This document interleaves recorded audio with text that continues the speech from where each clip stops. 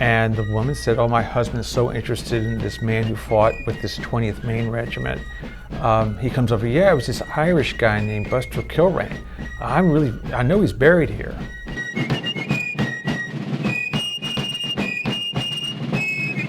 We got the film company to agree to bury the power lines, to pay for it on the Emmitsburg Road. And that was eventually done with money from the film.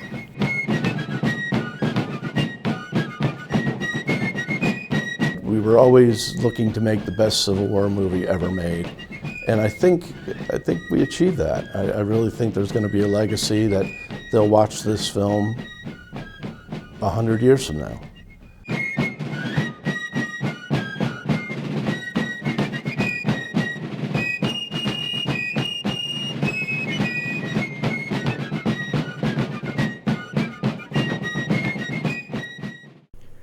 This special episode of Real History was made possible through the hospitality of the Gettysburg Heritage Center, conveniently located on Steinwehr Avenue at the edge of the National Military Park. Explore interactive exhibits, watch various educational films, view Civil War photographs in 3D, book guided battlefield tours, and browse one of the best gift shops and bookstores in Gettysburg. The Gettysburg Heritage Center is an ideal venue to begin your Gettysburg experience.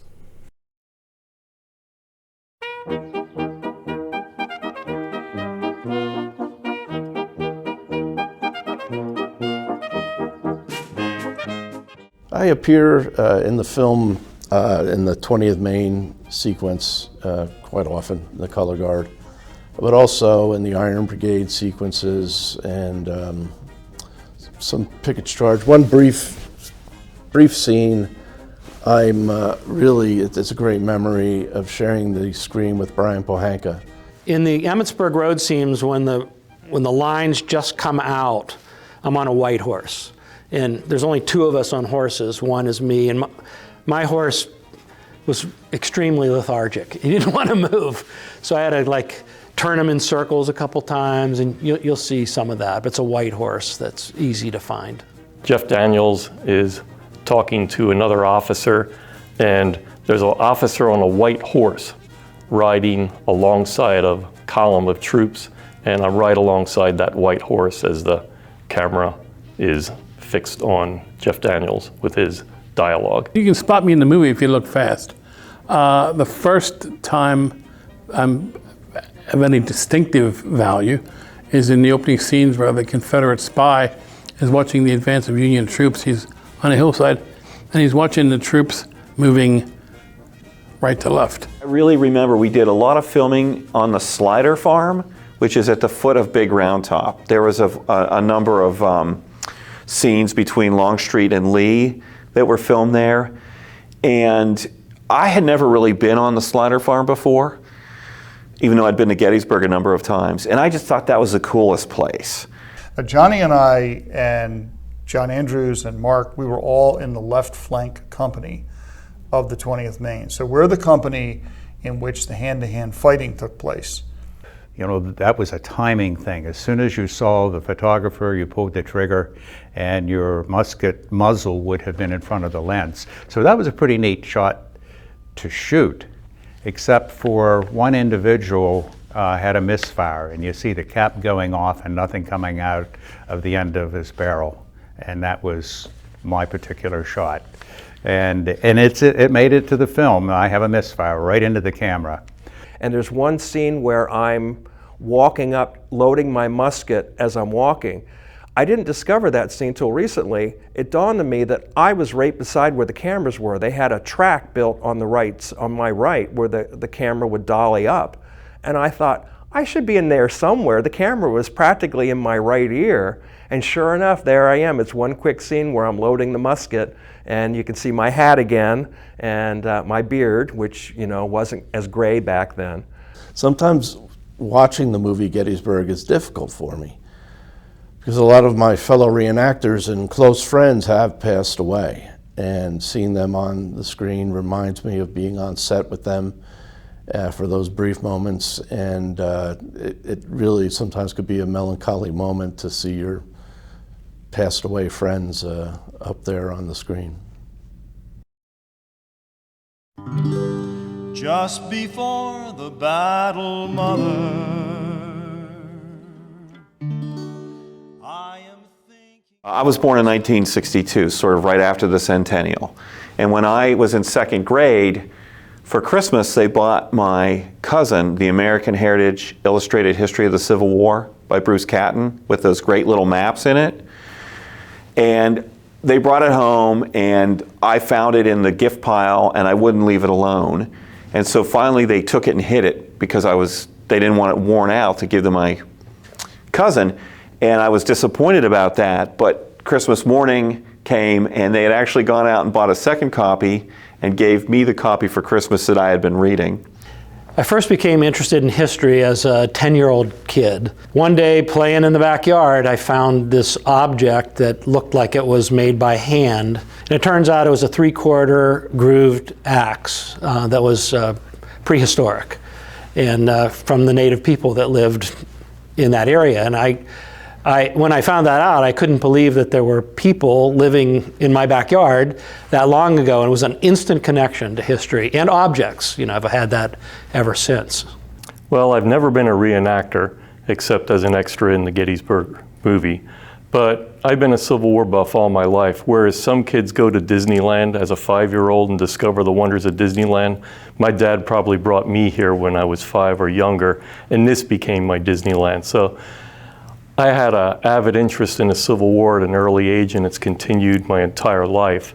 I recall being on a porch as probably a 7 or 8-year-old playing with a Marx Civil War playset that was just phenomenal toy, setting up battles and just having a blast.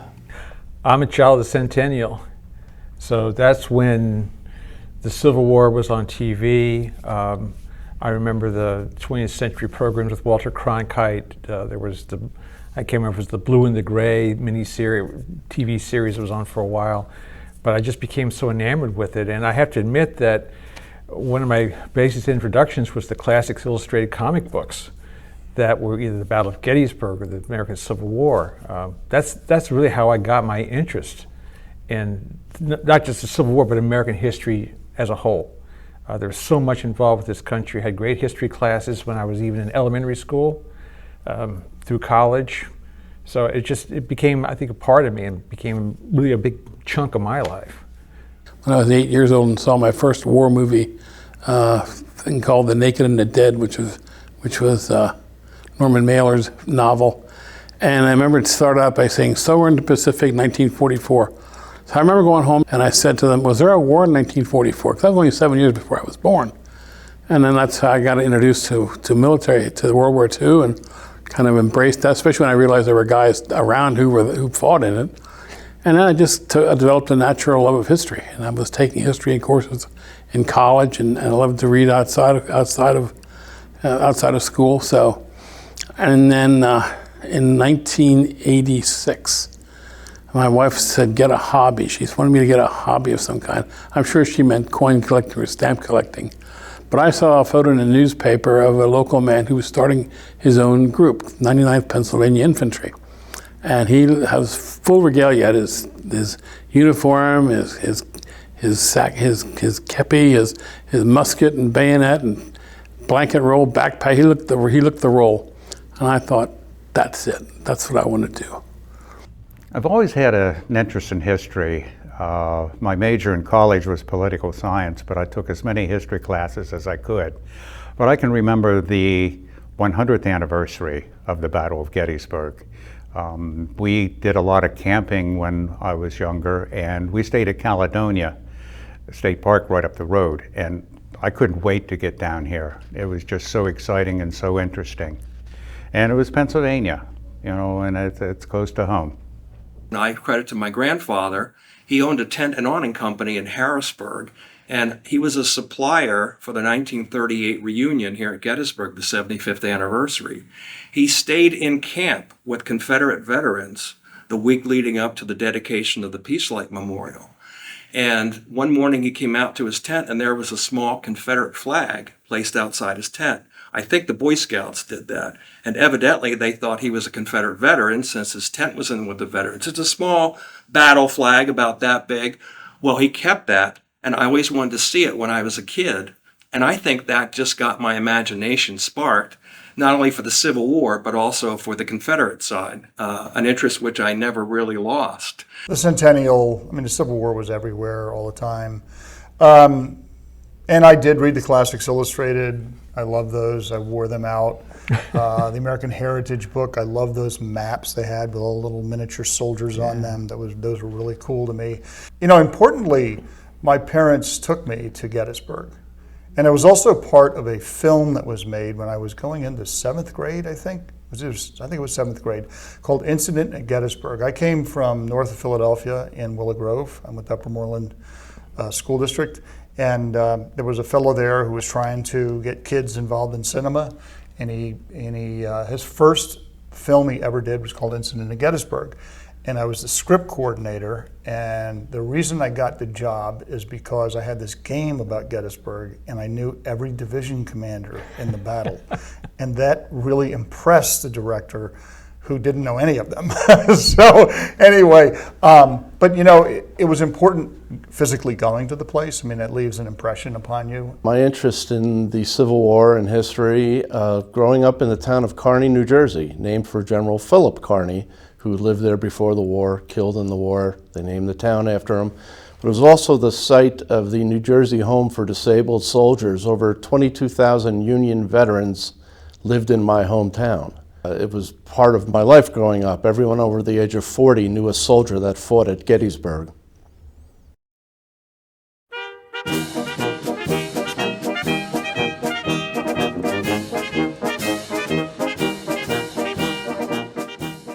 When I came to Gettysburg was the summer of 1979. And at that time period, Killer Angels was huge. I mean, it was for the next few years, the majority of people who had read anything about Gettysburg, who visited the park, had read the Killer Angels. So it shaped how a lot of people viewed the Battle of Gettysburg and the decisions that were made in the battle and who the leaders were. And I read the book and concluded after I read the book that no military commanders would ever make decisions that way or survive making decisions that way. And I was astonished to learn that at the Command and Staff College in Fort Leavenworth, Kansas, it was required reading for Gettysburg for those senior officers in the U.S. military was to read the Killer Angels. They eventually replaced it, but I actually over time eventually changed my opinion about the novel. I realized that it brought a lot of people to history that may have not come to history, may not have come to Gettysburg. And while I do still think that some of the ways the author has people like Lee and others making decisions and the marginalization of someone like George Gordon Meade, who commanded the entire Union Army and is hardly even mentioned in the entire book, but it was a novel. And a lot of times people read it as history, and Shara meant it to be a novel. It was very metaphorical. And as I looked at it in that way, I realized, I understood why it won the Pulitzer Prize, is because it was a gripping book and it humanized this gigantic battle. So I've kind of changed, I have a more nuanced opinion of the book today than I had when I first started at the park. You know, the first time I read that novel, I was actually getting my master's degree at Slippery Rock University. And I can't remember the name of the class, but the professor put this interesting syllabus together in which we read various books about history and various approaches to history. And one of them was history as a novel, you know, a fictionalized version of an actual event. And Jim Craig was his name, and he chose The Killer Angels as the book to read, as an example of how you fictionalize an actual historical event. And I think I read it I sat down, opened the book, and didn't stop until I was done.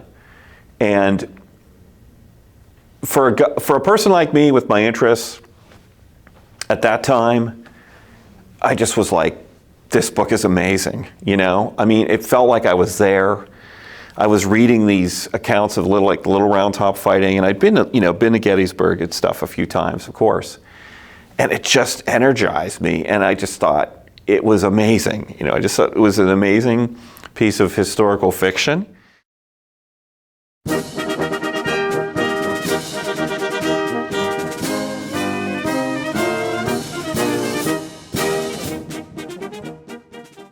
I first heard that they were going to make a film of the book Killer Angels through Brian Pohanka, who was a well-known historian and reenactor. He and I and others, we worked on the filming of Glory in 1989, and the word was the next project was going to be the Killer Angels. I was part of a reenacting organization called the Army of Northern Virginia. That was what my company was part of. I was with the 3rd Arkansas Company C. So the information about the filming of the movie came down through the channels. I imagine they approached the head of the organizations, and we had the same hierarchy, same structure as military. So the general let the other battalion commanders know, and eventually we got word. And so we not everybody in our group signed up, but that's how we found out about it. So it was through reenacting channels. I sent in photographs of me in both my Confederate and Federal impression. And I remember saying in the letter that they wanted people that had more than one impression. That I can whistle Dixie or sing the battle cry of freedom with equal fervor. And because I did both sides, I remember writing that in the thing. And I'm like, oh, I really hope they hire me. So, it's pre-internet, right? A few weeks later, maybe, I get a letter, you're hired, and show up on August 3rd. And so I loaded up my beat up Chevy S10 that had no back seat. I threw everything in the bed of the truck. And I was near Canfield, Ohio. My wife and I were living, she was running a historic site there, and I felt bad. We weren't married yet. But she was gracious enough to let me go. And so I went, and when I went, I was only supposed to be there a week or two. And then, I don't remember all the details, but there was some controversy about the Massengills, Pat Massengill's Napoleonic tactics. They weren't getting the reenactor turnout that they wanted. And somehow in all of this, I got offered a position on what they called the core group, which would be a group of, it was 100 guys that were going to be paid. And did you want to do this? And I said, absolutely. And the catch was, I think I was there 2 weeks, got paid, and then there was the picketts charge week where they said they weren't going to pay anybody because that was all volunteer. So I was there a 3rd week that I didn't get paid, and then they started paying us again, and I ended up leaving, I think September 26th is when I left the set. At that point, we were talking about a mini-series. It was going to be a 10 or 12-part mini-series. It was said it was going to be Robert Duvall, not Martin Sheen, and we were looking forward to it. We kept hearing these rumors over and over, and nothing really came of it. But then, when we read about in 1991, 92, that they were actually doing this thing finally, our group expressed interest, and we contacted whoever was in charge of recruiting reenactors at that time, and we got involved that way. You had to send a photograph of your group to be accepted, and we did that. I was working at the time in the historian's office under Tom Harrison and Kathy George Harrison, the assistant research historian there. That's when I think the park was first contacted and sent a script. Did not know any of this was going into production, any of the idea behind it. They sent us a copy of the script, made contacts with the park about actually filming on the park itself. Some of their, I think, proposals and ideas were unrealistic because of modern intrusions. We were allowed to review the script, take a look at it, send back our comments. I don't know if they paid any attention to any of that, but by the time it went into production, I was at the time in the Division of Maintenance and Cultural Resources and was appointed the liaison for the Division of Cultural Resources and Maintenance as far as any sort of filming that took place in the park. So my job basically was to go out to make sure they didn't turn over monuments or cut down trees or damage anything that could not be reconstructed or rebuilt, or basically as a preservation job. So that was my basic responsibility. As far as reenactor, that was completely separate from my responsibilities, because I've been reenacting since 1976. 1876? Something like that. I feel like it. 1876. Oh my God! I'm so worn out. But yeah, again, I think too what they were proposing, and some of the what struck me kind of the wrong way is that some of their advisors, technical advisors who were going to come into the movie, knew extremely little about the Battle of Gettysburg or the ground. And that kind of surprised me, to be honest, that they didn't have a better quality background people. I don't remember exactly who they were, but I was not impressed with them from the beginning. They did have more technical people come in. Brian Pohanka, for one, who I think kind of redirected them more historically in uniforming equipment, what the ground looked like. And God bless Brian Pohanka. He did a really good job with what he was limited with to do. But that was my primary job during the filming here. Yeah, I was in the division of interpretation. I was a supervisory park ranger. Maybe by that point I was a supervisory historian. But my primary job was the planning of the public history programming that the park did. And so I really just heard about that they were going to make the movie at Gettysburg. They were going to film some of it on the battlefield. They were going to be filming some of it much of it off the battlefield. All the combat scenes were going to be filmed off the battlefield. And there was a lot of hubbub. Everybody was very excited about it. People would act like, oh, we're really worried about this film. But at the same time, they were like, wow, they're making a movie. This is going to be so fun. There's movie stars coming to town. Everybody, they were very excited about it. I was the federal commander of the whole Union Army at the 125th anniversary of Gettysburg in 1988. I had gotten that position after years of reenacting and being noticed for the authentic standards that I was trying to promote and the units that I belonged to in association. So the gentleman who was in charge of getting reenactors, it was a company called Napoleonic Tactics, asked me if I'd be interested in coming to be one of two federal commanders for the film that was being made, Killer Angels. I think my brother called me and told me after I'd read Killer Angels that they were going to make the movie Gettysburg.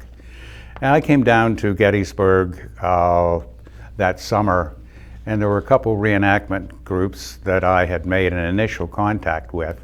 But then through one of those individuals, they told me about Company E of the 20th Maine, and they were at the reenactment at Gettysburg that year, and I went out into the middle of the field and found them in camp and started asking them questions about their organization, and that was the unit that I joined.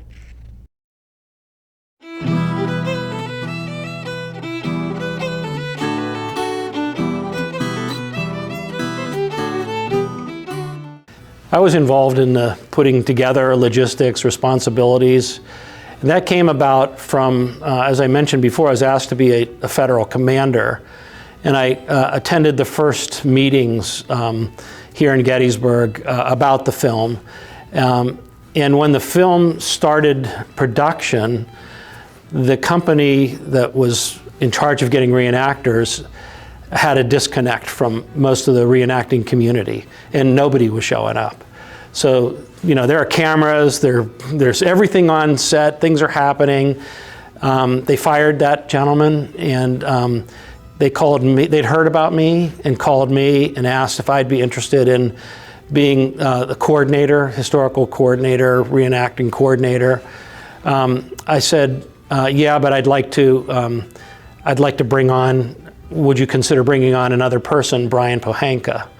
And they wanted to know who he was. And I said, for me to be involved, I would like Brian to read the script, because we'd had experiences with other films, North and South in particular, where a lot of reenactors put their really hard-earned expertise to the film, and it turned out to be less than what was thought, and they were treated badly. So the company sent Brian the script. He made 70 pages of changes, and then when he sent them back, they said, "Who is this guy?" So they hired Brian and I as a package. Brian would be like on-set historical consultant. He rewrote quite a bit of the script and the scenes to make them more accurate. And I was in charge of reenactors, like what they were wearing, taking account of them, organizing them, looking at the call sheets every day to see what was needed, making sure that was provided the next day. And then when I was on set, I was allowed to be close to the camera and the director. You just don't pop in. But if you see something or you're asked, my input was welcome, and that was pretty unique. I was very happy to be able to do that and felt valuable. And also to the reenacting community, we made sure that they were all well fed. They got real meals, they had showers, a campground, and they got other perks too, which one of the things that really brought a lot of reenactors to the set was we got the film company to agree to bury the power lines, to pay for it on the Emmitsburg Road. And that was eventually done with money from the film. First day was coming in, getting registered. I was wearing a Confederate cap because it was just the first. They told us we had to cross-dress. We had to do both sides. And I just reached in my truck and put on this Confederate cap, and when we went to register, I wondered why they gave me a gray Killer Angels cap, but it was because I had that on, the regular movie cap. We pretty much went around just to get the general feel of the place. We were all camping on the field in the area where the movie was being filmed. They had craft service tents set up for us. They had showers, they had bathrooms. It was a fairly well thought out set for us to work from. Well, the first day on set was actually just camping. It was like a normal reenactment, because typically for a weekend reenactment, we would arrive Friday, set up camp, and then, sit around the campfire, etc. This time, though, we were joined by our sister unit from Arkansas. So this was like a big, happy family getting together for the first time. So that was the first day on set. And I think it was a Friday. What I remember after that was it was either Saturday night or Sunday night. I think it was Saturday. Ron Maxwell and Stephen Lang walked through the Confederate camp and introduced themselves to all the reenactors, and they thanked us for our participation. So that was a really good way to start. And we didn't do the first day of filming until Monday.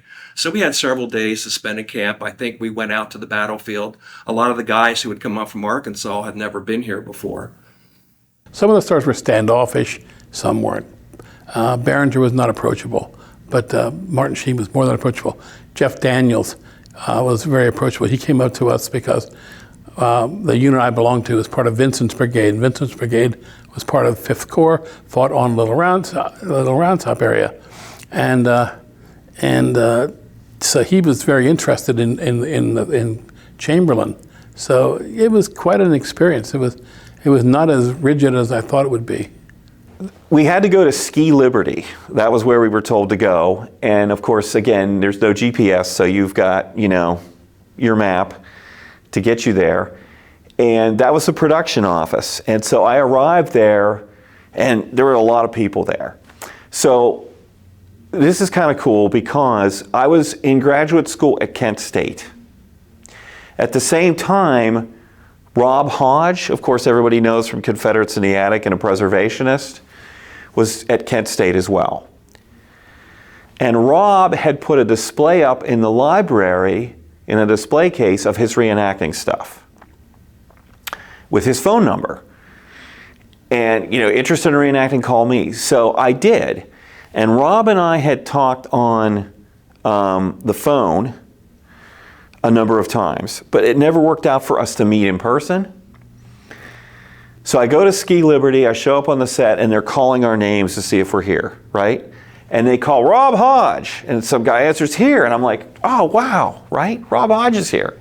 So I kind of like wading through the crowd, and then they called my name. He hears that, and we're both kind of like, well, where is this guy, you know? And so I'm like, somehow we connected there, you know? And I'm like, oh man, and it's like, you know, I can't remember how he got there, but he had no car and no place to stay, and I had brought an A tent with me. And then they sent us out to the campground on Pumping Station Road. So Hodge and I ended up sharing a tent for those first 3 weeks. We shared a tent. And later on I can tell you an interesting story how we got into an apartment. But so that first day on set was extremely exciting because Brian Pahanka was there, and I recognized him. I didn't talk to him, but you know, I just saw people. And Mike Krause was there. Mike and I went to the same high school, but I had not met him in person. I knew of his interest in history and reenacting, but I'd never met him. So I was like, this is fantastic. Yeah, that was my first experience. I believe I was on set at Gettysburg for about 8 weeks, maybe 10 weeks. It's sometimes a blur. But the average day on set would be, we would be up before the sun. It would be dark, and we would be having our breakfast. We stayed in an authentic camp. Okay, we didn't have any lodging whatsoever. So if it rained the night or it was cold, we were cold. And so after our coffee and whatnot, we would be bused to the location where there'd be filming throughout the day. Interesting little bit. The Little Round Top sequences were filmed in mid to late September, and it was very cold those mornings. And if you notice in the film, some of the actors and speaking, you'll see their breath. Pretty cold morning for July 2nd.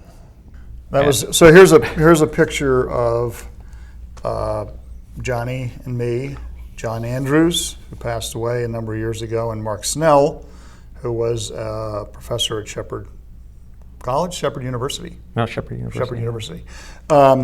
We all went out the same day. It was just that we heard they needed extras. It was September. Right? It was September. They were filming the Little Round Top scenes, and they were filming at an area near a town called Fairfield, which is about 8 miles west of Gettysburg, on a hill that semi-resembled the part of Little Round Top where the 20th Maine fought. And we didn't know it was the 20th Maine and what they were doing with the 20th Maine. And the day we got out there, it was the day that they were going to film the attack against the left flank of the 20th Maine, and then the 20th Maine's bayonet charge. Mm-hmm. So it was one of the most dramatic days. They had 200 reenactors, which was about 158 less than what the 20th Maine actually had during the battle. So I think they had 358 men.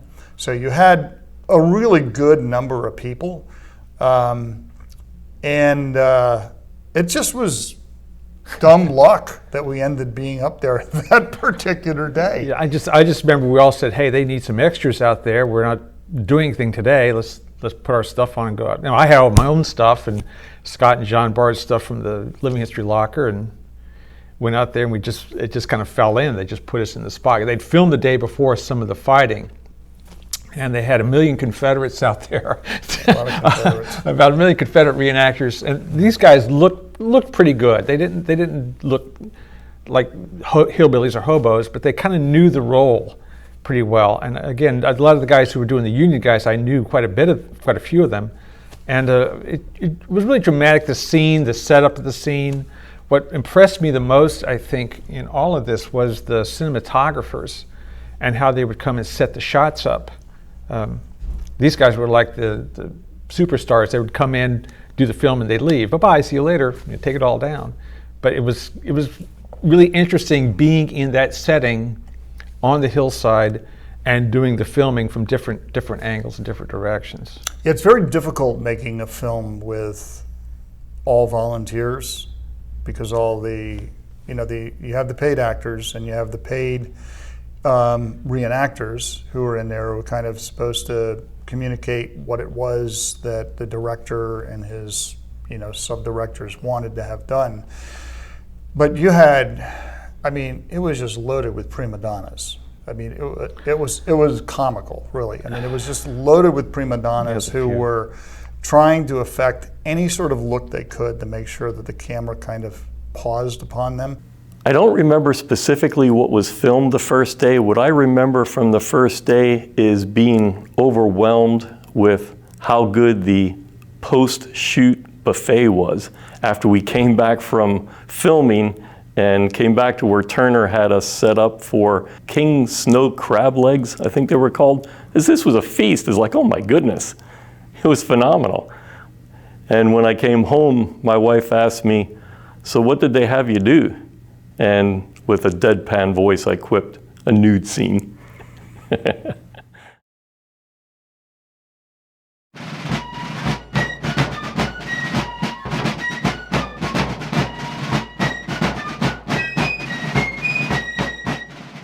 I really remember we did a lot of filming on the Slider Farm, which is at the foot of Big Round Top. There was a number of scenes between Longstreet and Lee that were filmed there.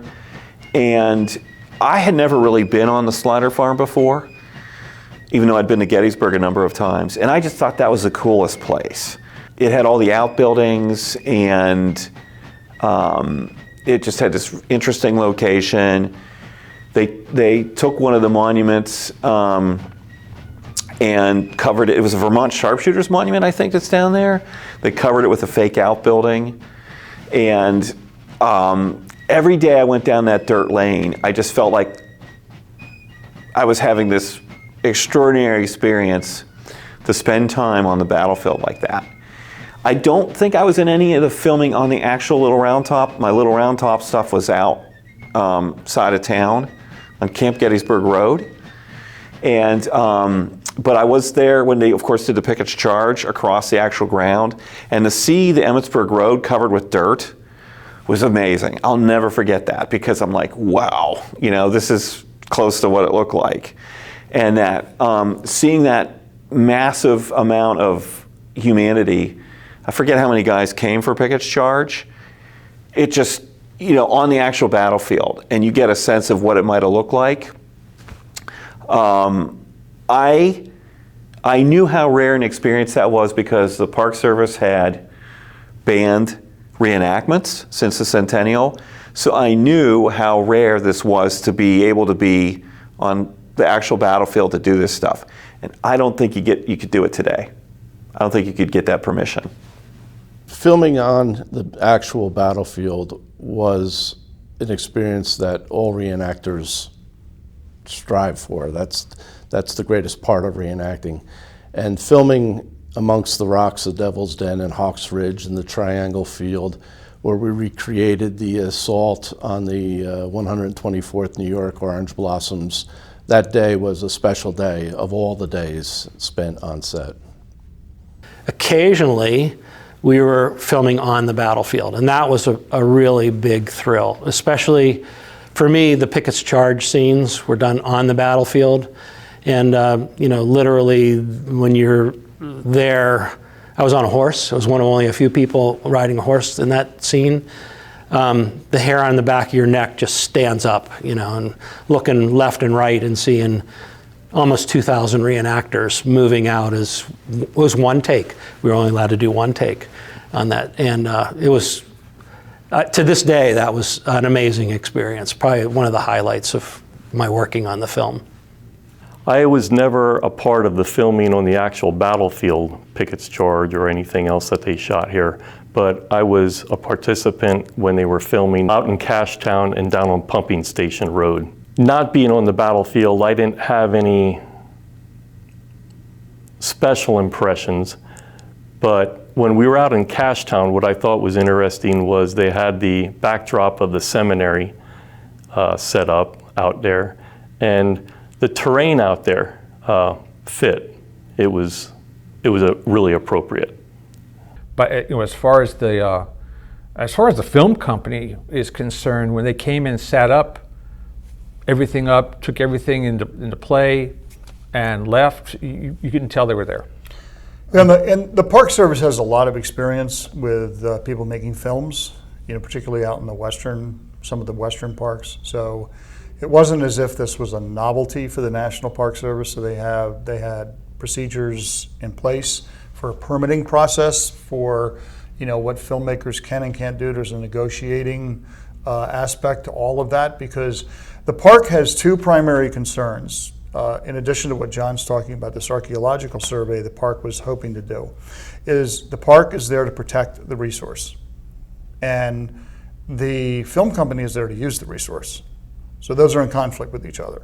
So you have to kind of balance those, right? So that you don't damage a resource by making this film. The park is there for the public to enjoy and to learn. And when it's a park like Gettysburg.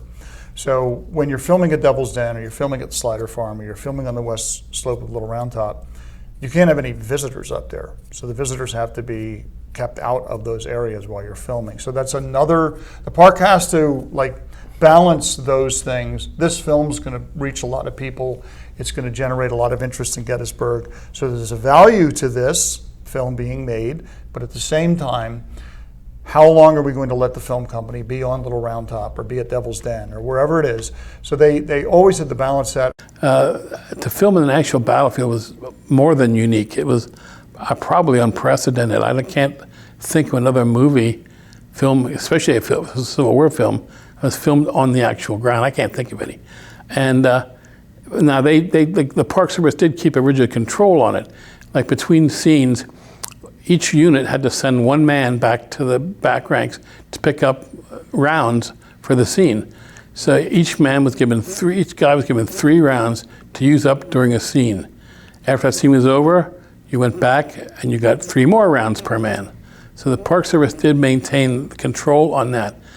Filming on the actual battlefield, where we did, during Picketts Charge Week, the charge across the field with the explosions going off overhead and the music.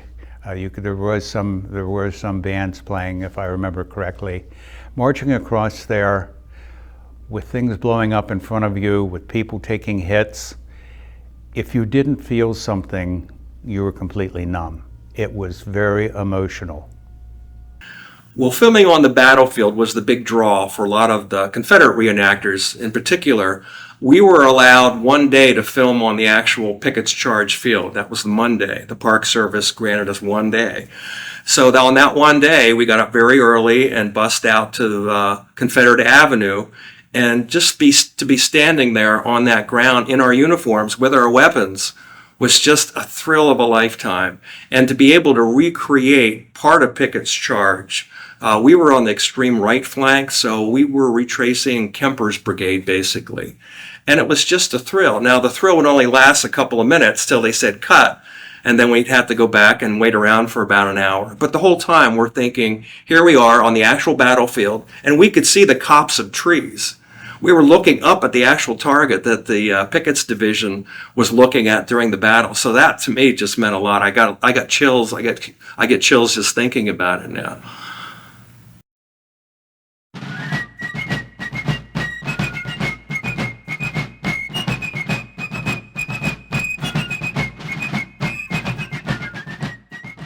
It's interesting, I brought my original copy of The Killer Angels, and I had people sign it. I had the stars sign it. So most of the signatures I have in my original copy of the Killer Angels that I took with me are from actors that played Confederates, because I have photographs of Sam Elliott. I don't have any photographs of Jeff Daniels, but those two guys were a little harder to approach, at least in my perception. They kept to themselves a little bit more. I did get C. Thomas Howe, who played Chamberlain's brother, to sign my book, and he was younger, right? So he talked to us a lot. He was very approachable. Martin Sheen was a great guy. He was arguably probably the biggest star on the set. He picked me up and gave me a ride once. He confused me with someone else who rode a horse, but he talked to me the whole time. I was walking down the Gettysburg Road. He was a great guy. He was very friendly, talked to people on set. Tom Berenger was a little hard to approach. The rumor was he went to the Farnsworth house every night and had a few too many and was hungover, so he was kind of cranky. The actor that plays John Bell Hood, Patrick Gorman, I have a picture of him standing with me, and he was at the production office and needed a ride into town. So I gave him a ride in my beat-up Chevy S10, and he was a great guy. Talked the whole time, and then he signed my book, thanks for the ride. So, and then like Ted Turner and Jane Fonda, I was very close to them. I didn't interact with them much. But a lot of the actors were very approachable. And so that was kind of cool too. You know, you get a little starstruck to see all these people. You know, we met all the actors I met. They were all very friendly. Some we interacted with more. Being in the color guard of the 20th Maine, you're spending a lot of time with Lenny Termo and Herb Mitchell, who was the color sergeant in the movie. So we had a lot of downtime just to hang around and talk Civil War, which they liked to hear the stories, and they wanted to know more about the events that took place on Little Round Top. But the other actors we didn't have much conversation with. Film shoots are usually 10 weeks, and this was going to be a 10-week shoot. I was only able to kind of work out that I could be there through my family commitments for 6 or 6.5 weeks. So I wasn't there in the federal shooting. I did meet Sam Elliott. He came for to look at the set and kind of be familiar with the crew and what they were doing. But my interactions were mostly with Martin Sheen, who was a wonderful man. I admired what he had done in his life, the work he had done. And Tom Berenger, I also admired his work. And I didn't know who Stephen Lang was, but I got to meet him and work with him as well. But primarily it was Berenger and Sheen that I had interaction with. It was neat because I have a picture which I can show you later of my stepfather and I being surrounded by Jeff Daniels, which was cool. I got Martin Sheen's autograph from my mom, and I had a lot of interaction with Tom Berenger, who played Longstreet. And the reason Tom and I had as much interaction as we did, he, at least from my perspective, more than any of the other main actors, had a real appreciation for history and specifically Chuck Caldwell's military sculptures. So whenever I would go meet Chuck Caldwell in his military sculpture shop, which was in the little village center, it's gone now, as is Chuck. But Tom would be in there a lot that summer, and he bought a lot of figures from Chuck, and they were all individually sculpted, and he really had a keen interest in the history with that. So Tom was there, and you know, that was cool. The actors themselves, as I said earlier, were more open, you know, than I thought they would be. They all signed, you know, they all signed autographs.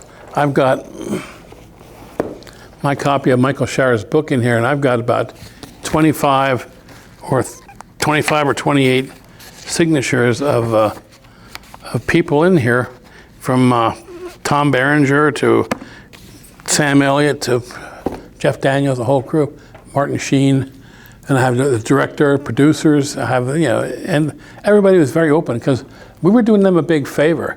We were working without a salary. We were working for free for our love of history, our love of the battle, and telling its accuracy.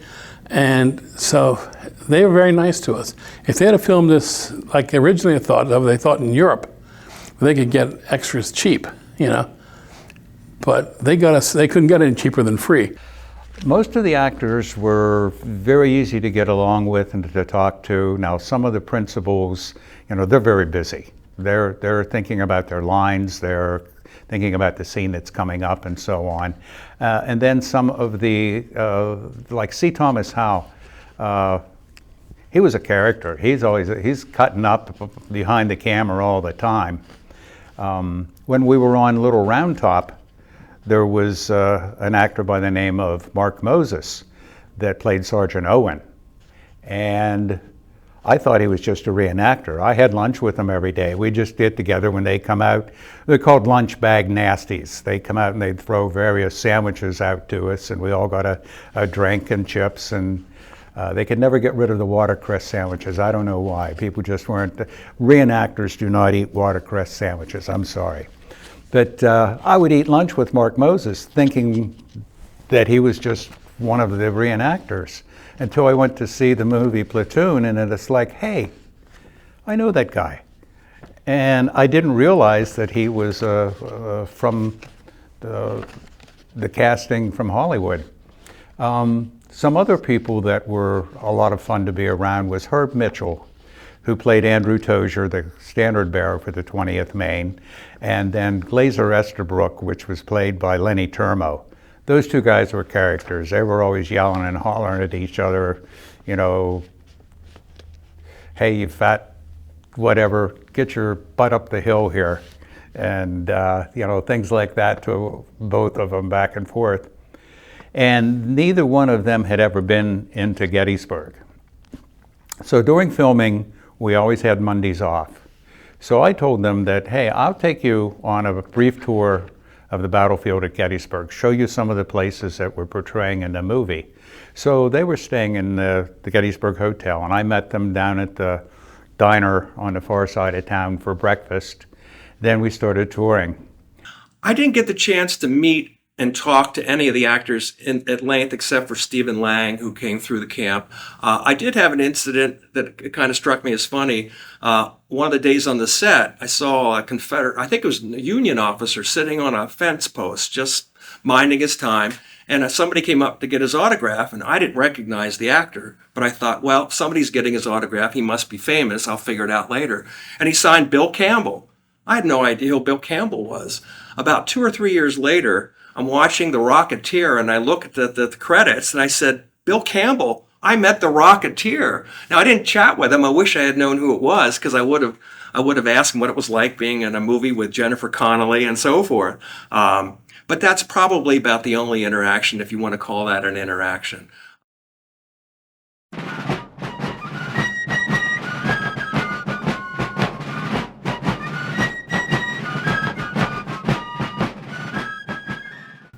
My most memorable experience on set probably would be the Pickett's Charge filming, because it was so large and impressive to be a part of that. And the scale for me at the time was so big. They actually had drones flying over with cameras on them. You know, who heard of drones in 1992? And I was like, this is amazing, the technology that they're bringing to this movie, you know, to fly over and see all this. And to walk across those fields and see the Emmitsburg Road get closer and closer, it's sort of an emotional, charged experience. We were at the Slider Farm, and there was, of course, the Slider house there, and I believe a ranger was living in it at the time. And we were filming, and the phone rang in the house. And it quits ringing, and Martin Sheen turned around and said, if that's Stewart, tell him he's late, which I thought was pretty quick and pretty funny. This was after Pickett's Charge. We were down to the core group, and they had a bunch of us in a circle marching around Sheen and Behringer as they were conferring on horseback, and it just wasn't going well. Either one of them kept flubbing a line. And so we were marching around, and we were switching hats when we were off the camera to try to look different. I'm sure it didn't matter, but we thought we were being slick. And they finally called, and one of the lines Sheen had was, I fear this war will go on and on. And so they said, cut, and I yelled out, I think this scene will go on and on. And Behringer turned around and kind of looked in my general direction and like, ha ha ha ha. And I thought, wow, I made cranky Tom Behringer laugh, you know? That was kind of cool. And the other thing was, not really directly related to the filming, but Rob Hodge, during some of the Pickett's Charge filming, had fallen on Armistead's sword. And he had a cut on his hand. And he had it bandaged. So, you know, we're living in a tent at this time. And I'm like, Rob, that's not good for your hand. You know, we're living out here, it's dirty and stuff. and we were on set, and a couple of the guys, because the Massengills were from Colorado, the people that kind of worked the reenactor end of this, a large part of it, and a couple of guys from Colorado had to leave. This was right after Pickett's charge, the week after Pickett's charge. And so I overheard them saying that they were going to the production office to turn in their keys. So they walked away, everybody said goodbye, I can't remember their names. So I said, Rob, let's sneak out of here in like 20 minutes and go to that production office and get their apartment. So we did, and we drove down to the production office, and I walked in, and I just like, hey, Dale Fetzer, who is another reenactor coordinator, told Rob and I, we're in the core group, he said, come down and get the apartment that these, I said their names, left, that we were supposed to have that. And it was just a young woman working in the production office. She didn't care. So she went around, behind her there is a clipboard with all these keys on it. She pulls it down, oh yeah, throws the keys on the counter, says sign here, and I sign my name. She goes, okay, turn around, that was it. So we drove back into Gettysburg, and the apartment was above where the horse soldier is now located. Dale Gallen's gallery was there at the time. And so I took a key, and there's a back door there, and every time I still go to the horse soldier, I look at that back door. Turn the key, the door opened, we go up the steps, and it's like, ah, you know, there's this big kitchen, and then off the kitchen, there's all these different rooms where some of the other reenactors were staying, and over here on the far right, there's this empty room, and I'm like, that's gotta be it. So we just went and threw our stuff in there, and just act, I said, when we come back after the filming, just act like we're supposed to be here. No one ever questioned it, no one ever said a word. So for the rest of the time we were there, through August and the end of September, that's where we stayed, in this really nice apartment for us, right? And I'm like, yeah, not bad, we're getting paid, we're getting fed on set, and we have this great apartment, and right next door was a gingerbread man. So we go down there and drink beer at night and come back and, you know, go to sleep in this nice apartment. So I loved that day because it was just like, I don't think we did anything wrong actually, but I felt like we had somehow, you know, managed to construct this and get this cool place. Yeah, it was really great. I believe the most meaningful experience on the set of Gettysburg was the filming near Devil's Den at the Triangle Field, and the day spent recreating the Battle of July 2nd. There were others. Again, watching the actors work, there were just those few brief moments, but a lot of the time, to tell the truth, it is boring work working on a movie set. It is literally sitting around for hours for a 1 or 2 minute sequence. And that's when we had time to read The Killer Angels and talk Civil War and work on our kit. But it really, it's not exciting, it's not an exciting day. I think the most meaningful experience I had was Ron Maxwell's devotion to telling the battle accurately. There were scenes in there that in the original book that were fictional scenes, and we said to Maxwell a couple times, it was brought up to him that they wouldn't have happened this way. This wouldn't have been done this way. I don't know I have no specifics, but just what I've heard. And Maxwell has said anytime he could change it, he changed it to make it match history. He was very concerned about that. And he was very concerned about the men. One time we got rushed to the set after we got up in the morning, and some of the guys got breakfast, but before they all could get breakfast, they were all rushed to, we had to get on the buses and get sent out to the scene, out to the set. Well, so half the guys didn't get fed. So when they got to the site, they went to the food truck. There was a whole bunch of auxiliary vehicles. At this time, they were parked along Confederate Avenue near Spangler's Woods. Well, somebody under Maxwell, one of his people, I don't know which one, started chasing them away, saying, "This, you can't eat here. This is not for you. This food truck's not for you guys. This is for the cast." But who were we? We were the cast. But that was a phrase used. We can't. This isn't for you. Maxwell heard that, came charging out of his trailer, and said, "You can't treat these people that way. Anybody who didn't get breakfast back in camp can get in line." That's the situation that we had there. It was so different from a couple of years later with with the generals because the numbers are involved. It's more like you're herding cattle. But for Killer Angels, for Gettysburg, it was a very close bomb between the reenactors and the production people. My most memorable and probably to me the most meaningful experience was when we filmed the bayonet charge on Little Round Top.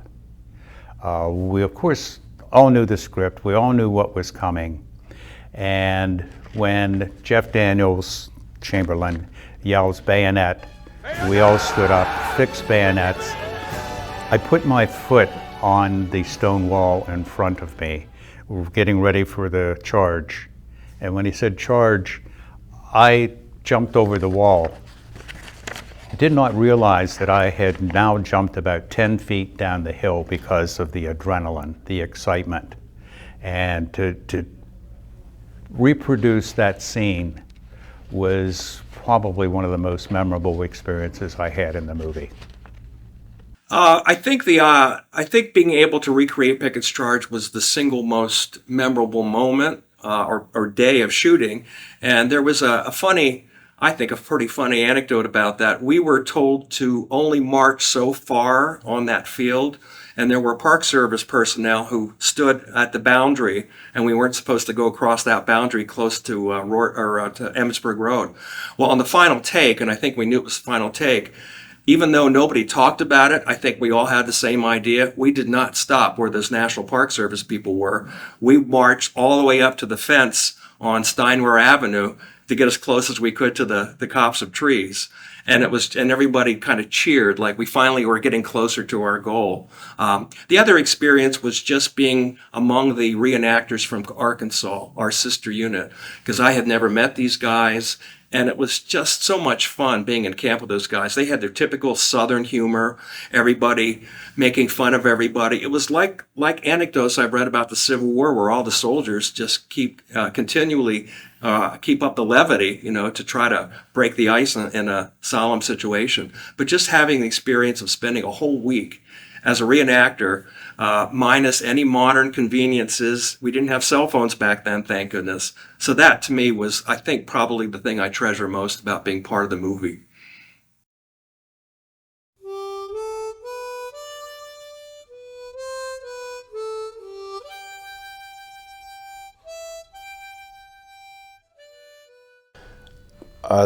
What I witnessed on the set were some people getting hurt. Naturally running with a musket at full speed, people will trip and fall.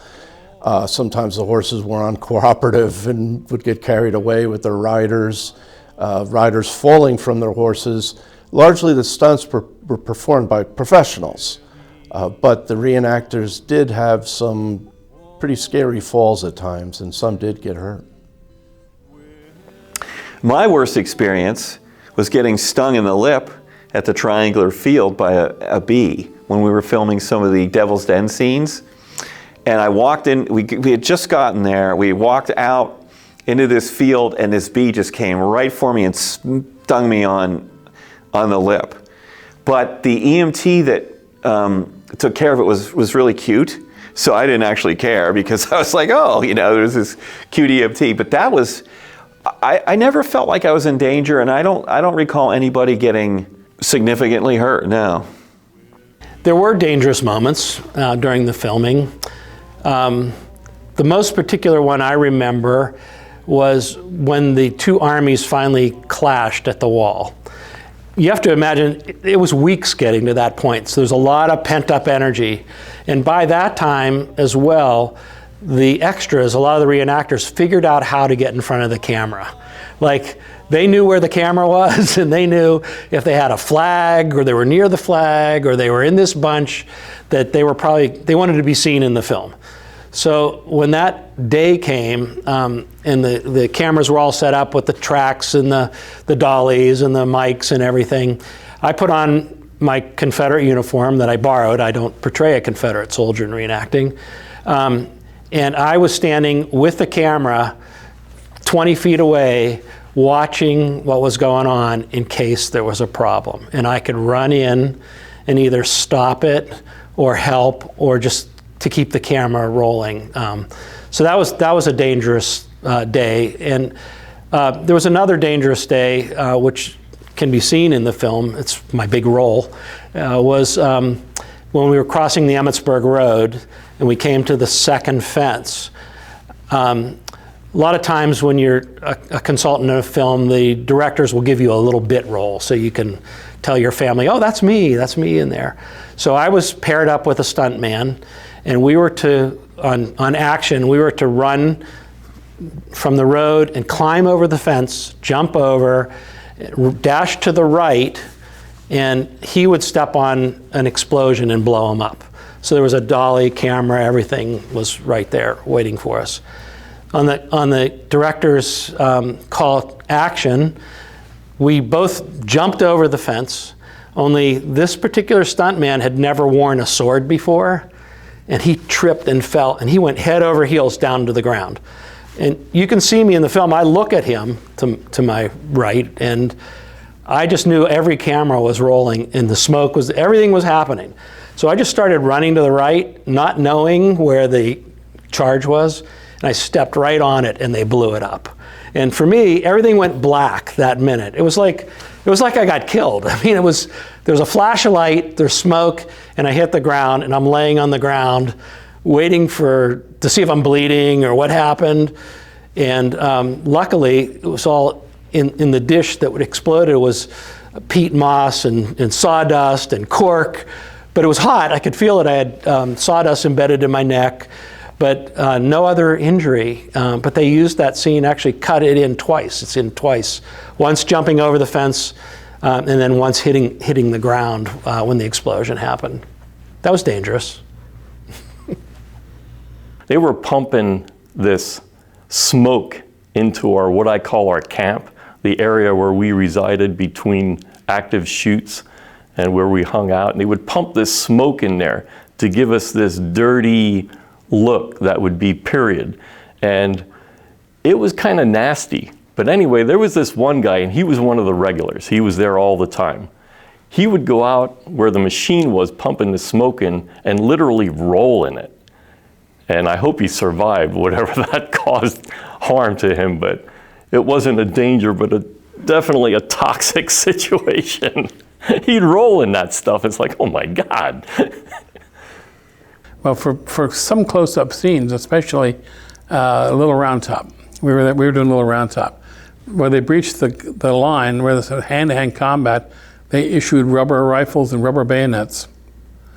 So, but now so that which took away the danger of that.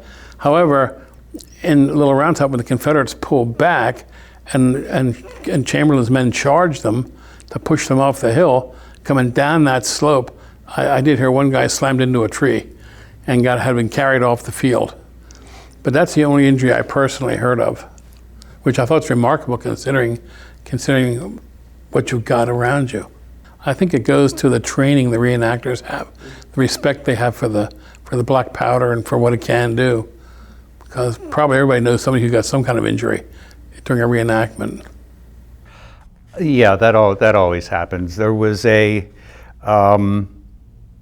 on one of the Little Round Top scenes, there was a Confederate that was surrendering, and he inverted his musket, and the Union soldier running down the hill in the bayonet charge flew right into the butt of his musket and knocked himself out. You know, that was one particular incident. I was not there, but it was told to me later. There were a number of injuries, none that I know of that were very serious. When the center of the line on Little Round Top is overrun, there were a group of us that were supposed to take hits and, fall down as if wounded or killed. And I was in the middle of the group, and I knew how many people were supposed to take a hit. So when I took my hit, and I'm counting the bodies coming down, 2, 3, 4, and that was the 4 bodies. Then all of a sudden, somebody behind me decided he was going to take the hit. I relaxed, and he came down and put his knee right into my kidney. And I had excruciating pain up and down my spine. There was another reenactor there that was a corpsman in the Marines, and I was a paramedic. And he comes running over and starts checking me out, and somebody was calling for first aid. And one of the other reenactors said, "Hey, quiet down.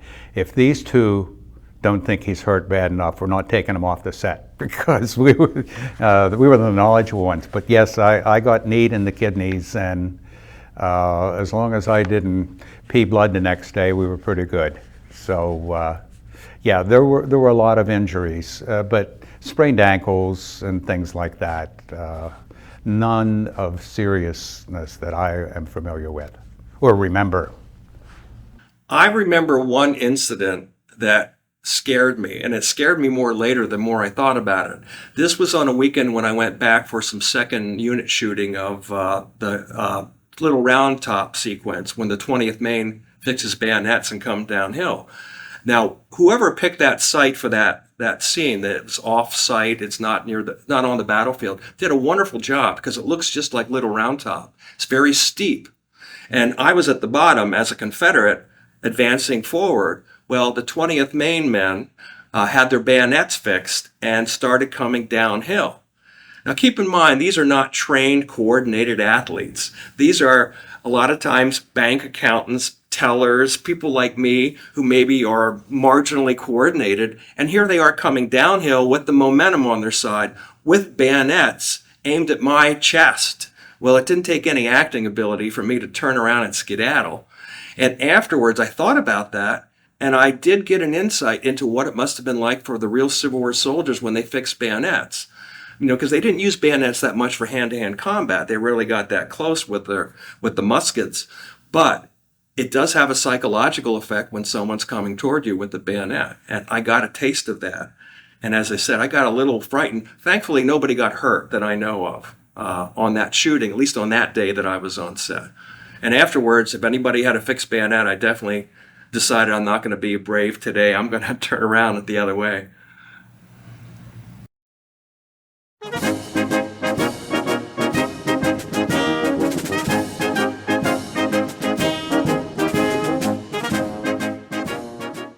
I recall seeing Jeff Daniels, I think, on a late night talk show after the movie was released. And he was telling the story when he was riding his horse, and his horse had a gas attack repeatedly, lengthy, which caused hilarious, uproarious laughter amongst the reenactors. It was uncontrollable. And it was so funny that the actor Daniels referred to it on his late night interview. Filming or working on a project like that builds a brotherhood. You know, you go through this experience with other people. So there are lots of, you know, shenanigans and funny things that happen. I think the funniest thing that happened, like the most, I still shake my head, I still tell the story, is when we were in one of the meetings, a pre-production meeting, and the director had us all sitting, all the different departments, and he was talking about the reenactors. When the reenactors come, we'll be doing this. When the reenactors get here, we'll be there. When the reenactors get here, we're going to have this for them and that for them. And there was a crew member, a beautiful blonde woman, young woman from California, who had never been around reenacting or anything. And through all this discussion, she stopped or he asked if there were any questions, and she said, "Why are we using Korean actors?" She thought they were actors from Korea. And everybody looked at her like, no, they're reenactors. They're people that are reenacting history. They're not Koreans. We're not bringing in Korean actors. It was kind of a guffaw moment, like, really? Well, and another one of the comical things that occurred was they're standing there in line, you know, and the director, Ron Maxwell, and his camera director are standing out in front of everybody between the Confederates and the Union, and they're explaining to everybody what they want done in this particular shot. And the thing that was comical about it wasn't them, it was all the guys around us who weren't even listening to them who were all talking about, in this next scene, man, I'm going to be laying like this because I think maybe the camera will get on me, and I'm going to do that. And they're all talking about what they were going to do when the camera started rolling, rather than listening to the director and what the director wanted. It was somewhat chaotic, but they got the shots in the end. They got the shots. What is surreal about that is that I know everyone's very interested, and you get a group together like that, everybody knows more than everybody else, right? Right. So when I know this one particular person, I don't want to say his name, but at the end of every time that Maxwell gave directions, this guy would always say, and he was in the ranks, he says, all right, this is how we do this, when we charge down the hill, we're going to cheer this way, cheer this way. And finally, one of the guys next to me, I don't remember his name, he was from New Jersey, just looked at him and said, will you just shut up? Will you just shut up and play the scene? You don't command anything here, just shut up. Which was true. Okay, he's telling you to go down the hill in the bayonet charge and cheer like they did, that throaty cheer. That's exactly what he said. And this guy said, no, well, this is the way we do it. Knock it off. Knock it off, let's get this done out of here so we can get to lunch, all right? Some of the reenactors who were advisors to the movie company had a little more sway than the rest of us, and they pulled us out of there and put us on the far right of the line near the Bryan farm, and they put a group in there that was friendly to some of the powers that be. And we were incensed. Our brigade nickname is the Pirates. It's a term we earned from the National Regiment during one of our reenactments some years earlier. They called us a bunch of pirates, and the name stuck. They meant it to be derogatory, but the name stuck. So now we're bumped out of a prime spot in the line, and the guys just said, screw this.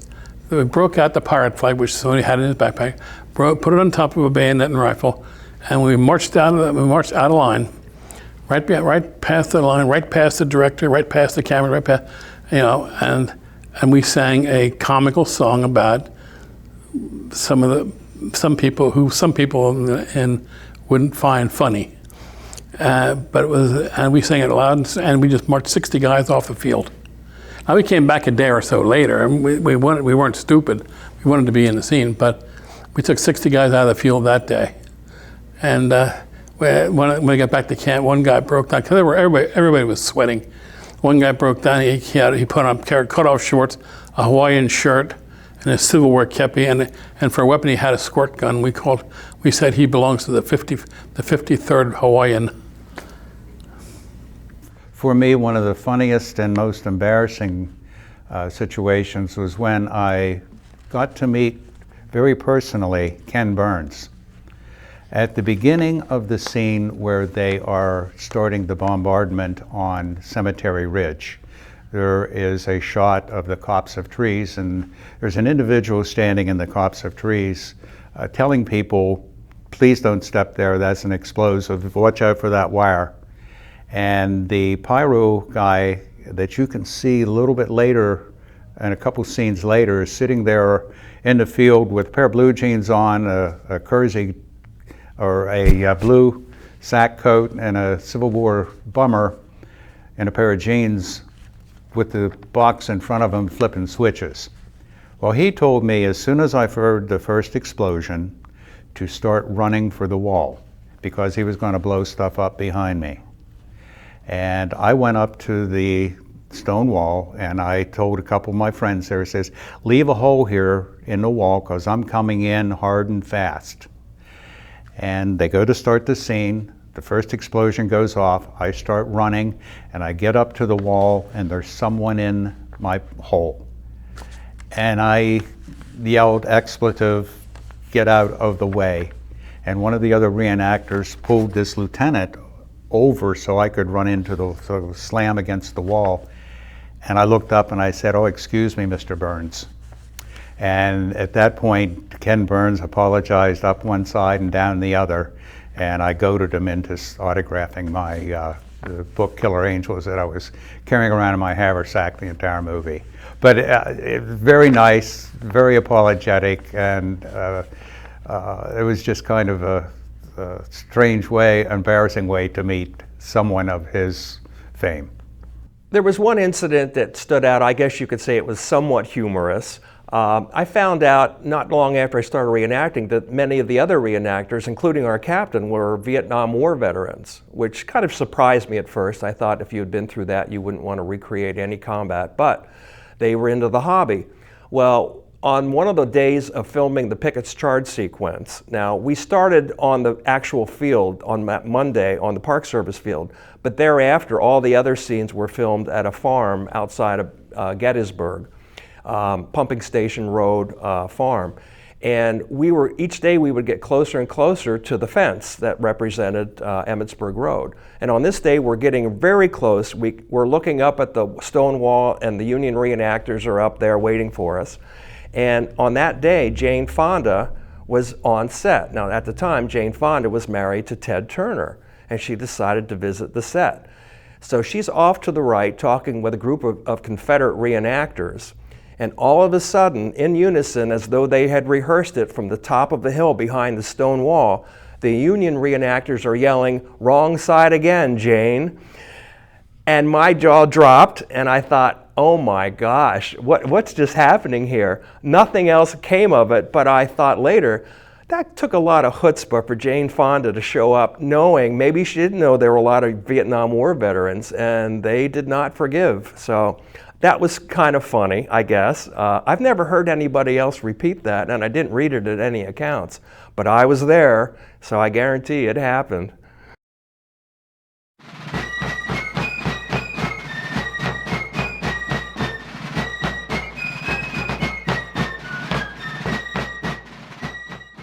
I was fortunate to have a close-up, and it's right before Pickett's charge, and the armistice is speaking, "These men are Virginians." You know, that guy over there is Robert Tyler Jones, and it's Hodge, right?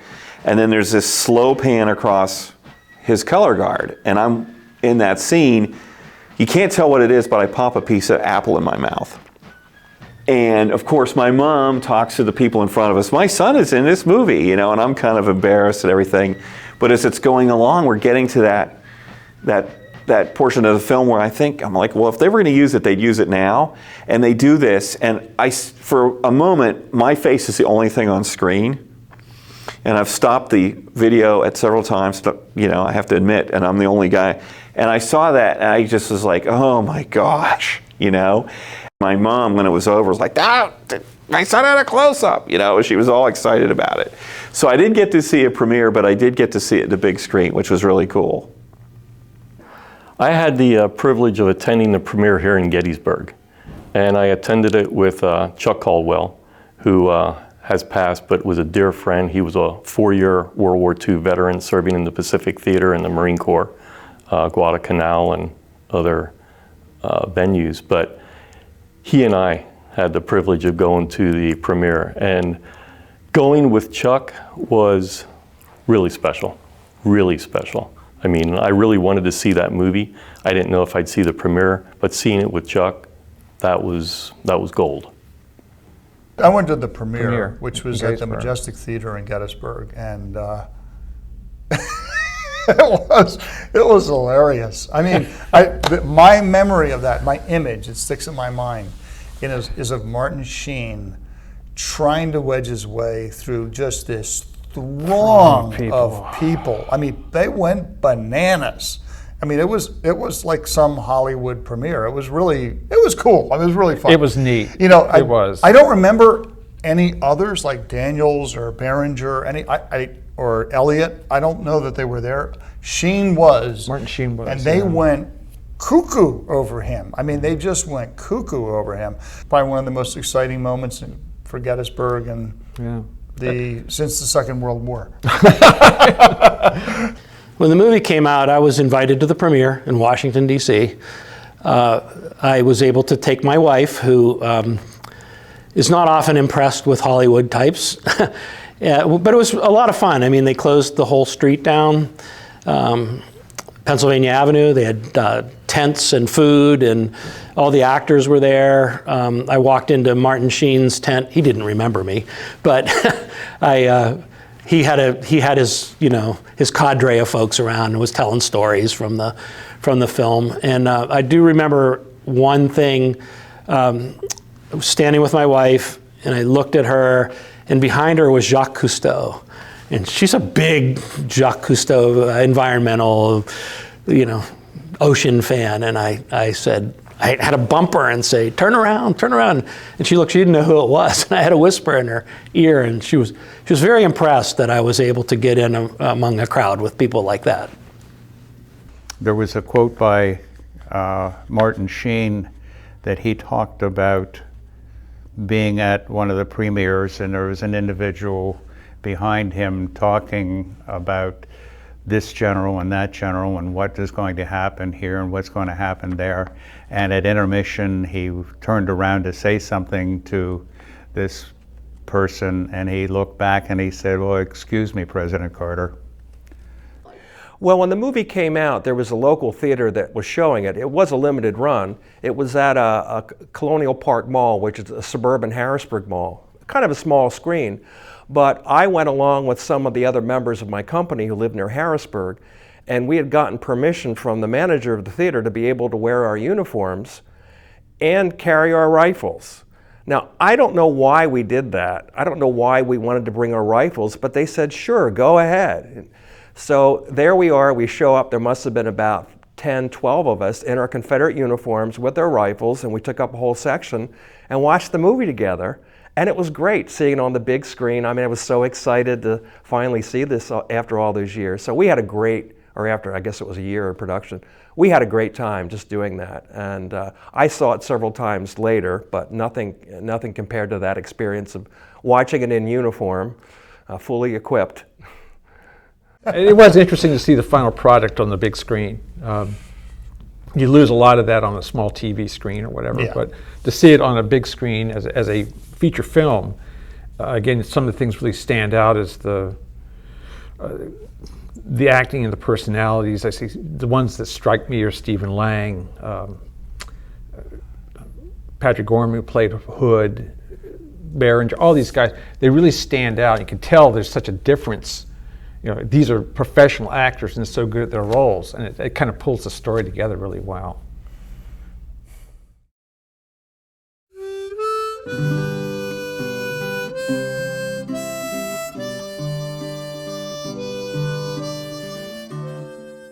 It's entertainment, and that's the whole key. It's not a documentary. It's not a hard factual presentation of exactly what happened. And it is put together as an entertaining story. Underneath all that is the history of it, which does, I think, again, bring the human element to the audience so they can understand some about the personalities. They're not just a black and white photograph of a guy in a uniform, be it Union or Confederate. On the other hand, too, I think the movie kind of falls short in that what people take away from it is probably very different maybe from what the director wanted it to be, which is the telling of the story of the Battle of Gettysburg. I think many people come away with, hey, do you know about this Irish guy in the 20th Maine? Oh man, he was really the coolest guy there. Well, he never existed. And it's like Scott said, that I think the portrayal of the armies in 1863 is slightly different from the reality of it. The Army of the Potomac and the Army of Northern Virginia were both professional armies.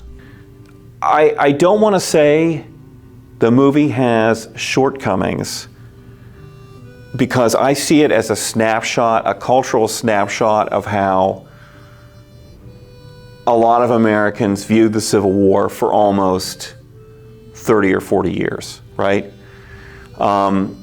Because it's based on a book.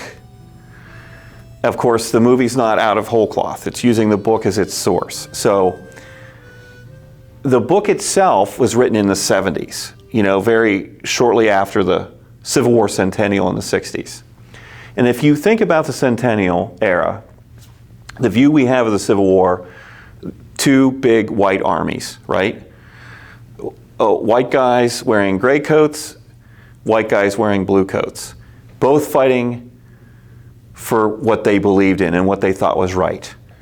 And that is really reflected in the movie. There's a scene where the Confederates were fighting for our rights, right? They get to say that.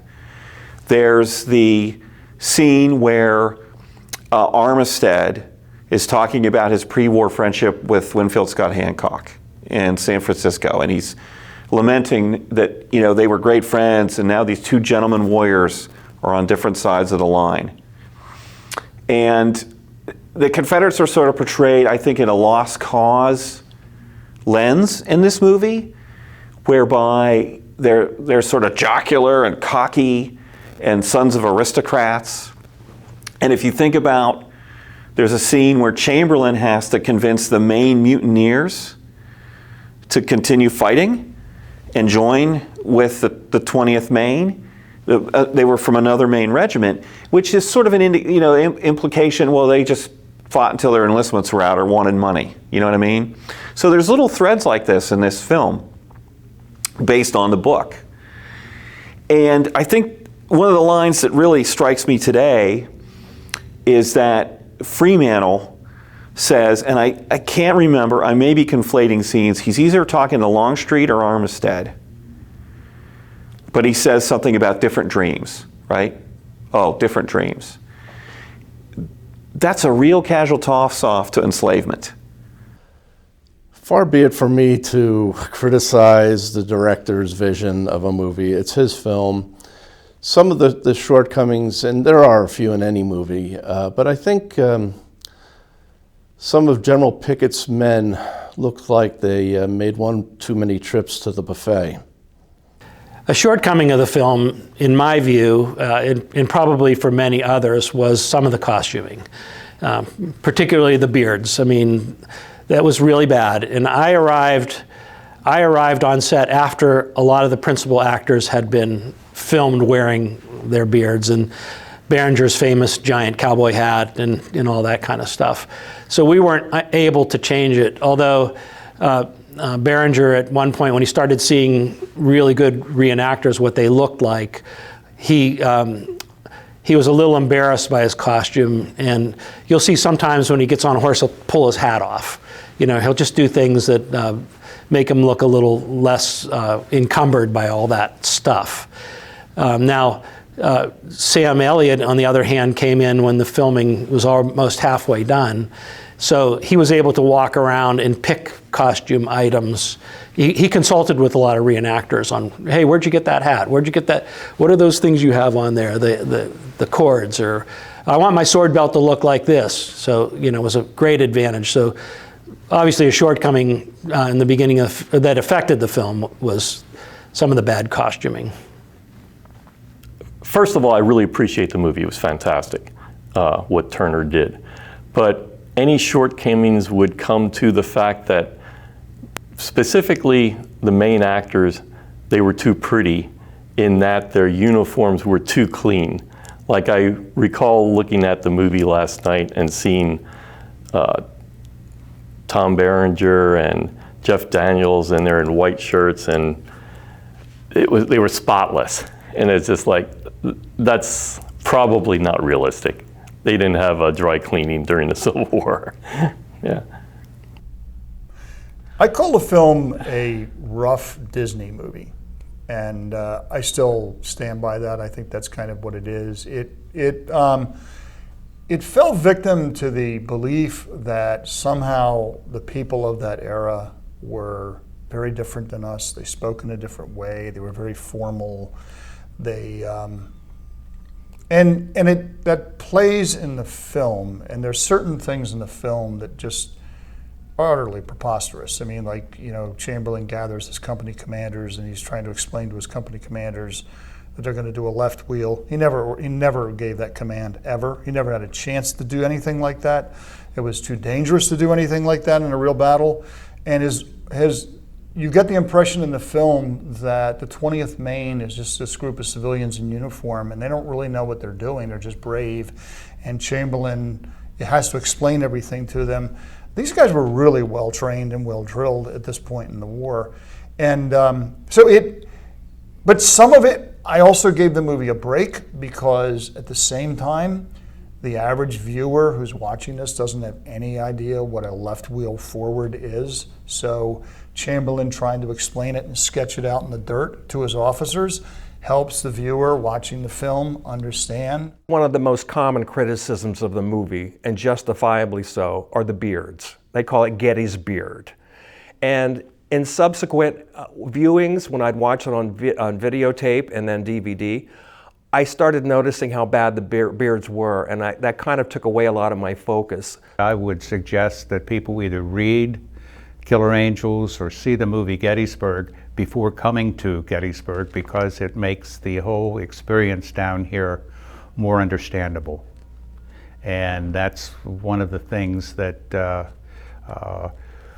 many times throughout the filming we would look at the, things and say, is this history or is this Hollywood? There was always that question, and you had to make some accommodation for Hollywood. But on the whole, history's more exciting because it really did happen, and it's not someone's imagination.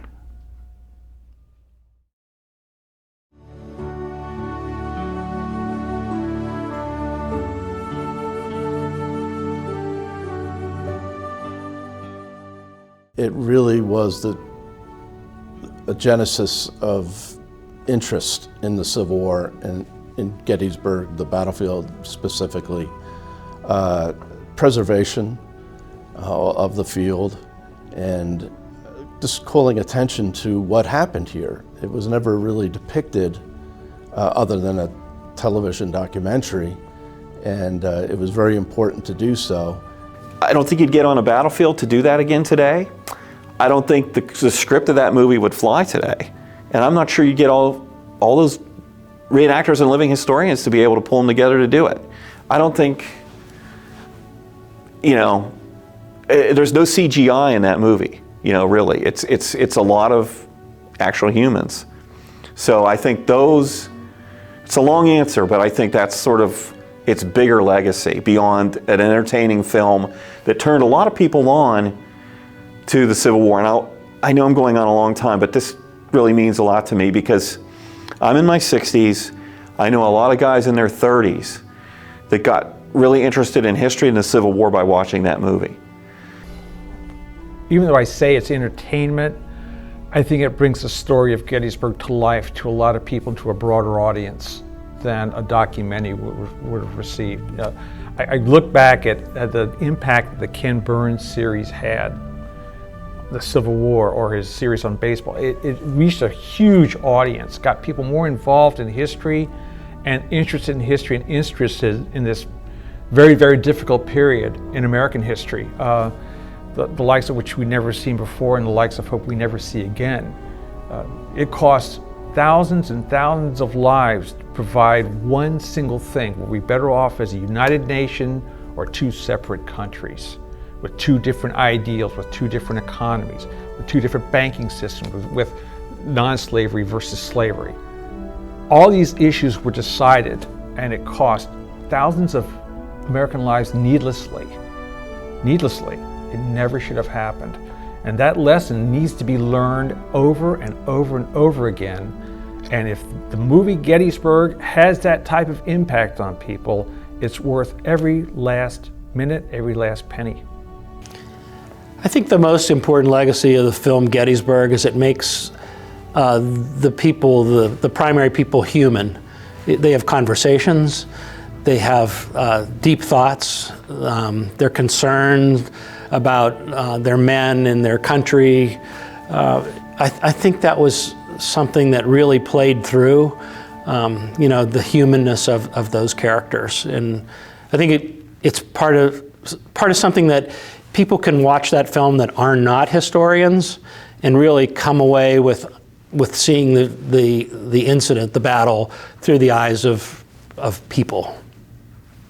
The legacy that the Gettysburg movie leaves is that it takes away an analytical approach to how battles progressed, which is difficult to understand and grasp to start with, but it gives us an appreciation for what the individual soldier was doing and the personalities involved. And it makes us realize that these people were real, they were human, and even though they're gone 150 plus years later, they still leave a lasting impact because they wrote letters, they talked, and they talked very differently than 21st century person. The one thing the movie did, but it was also in combination with the Ken Burns series, which had come out before the movie was made, is that was a watershed. Before then, most people who came to Gettysburg, and this is just anecdotal, this is me working at the park for many, many, many years and observing how visitors use the park, because that's part of what you do when you work in interpretation in the National Park Service. Most people drove through the park. They would get to a stop, they might get out of their car and look at a wayside exhibit, and they get back in their car and they drive around. But they were tied to their cars. After the movie Gettysburg, but also the Ken Burns series, they got into the park. I saw more people walking the field of Pickett's Charge, walking down the slopes of Little Round Top, walking across the wheat field, walking up Culp's Hill, walking all these places because they wanted to get into the landscape. Absolutely. They wanted to experience the landscape that they had seen in the movie and that they had heard about in the Ken Burns series. Yeah. So that to me was a watershed, because that has never changed. For what we had and what we had to work with, I think it's a very good, very well told story. I think Maxwell did a superb job, and I've told him that. And it's just, would I do it again? Absolutely, I would do it again. Absolutely. An important legacy of the film, I think, would be at the time that it came out and the time of the interest, we had Ken Burns' Civil War series and then the filming of the movie Gettysburg. And it reignited a major interest in the Civil War history. And then Civil War reenacting took a big boom after that. And that was a lot of the things that we would do both in living history and in reenactments is teaching. You have an opportunity to get someone a little piece of information that they may want to build upon. And I always enjoyed working with kids. And sometimes when we would do maybe a living history, I would carry the old dollars that had Lincoln and Grant on them, the presidential series. And when I would be at Gettysburg, if I'd have a kid come in and give me a good answer or a good question, I'd give him one of those dollar coins. Just, hey, this is great, keep up with it. I've actually had students that when I would teach classes in grade school that are now adults come into my office and say, I remember you when you did a bit about Gettysburg at Alpharetta grade school or something like that. And it's like, wow. And this is one of the things, it just helps to teach history, the legacy of the movie. And it is relatively accurate. It's probably one of the most, it has been listed as one of the best war movies in some of the lists out there. Hearing from visitors at the museums where I volunteer, how much of an impact that movie had on making them interested in history and Civil War history and coming to Gettysburg. Same as the book. So I had to rethink my opinion, and I go, yeah, it was flawed, but it's done a great job of getting people interested in preserving history. So, you know, thumbs up. And now millions of visitors come to the battlefield from all over the world to see what took place, where it took place in that movie. That's, you know, they might just watch it in passing on television, and then they'll say, I want to go to Gettysburg and see that site. And so they do. And that's the legacy of the movie Gettysburg.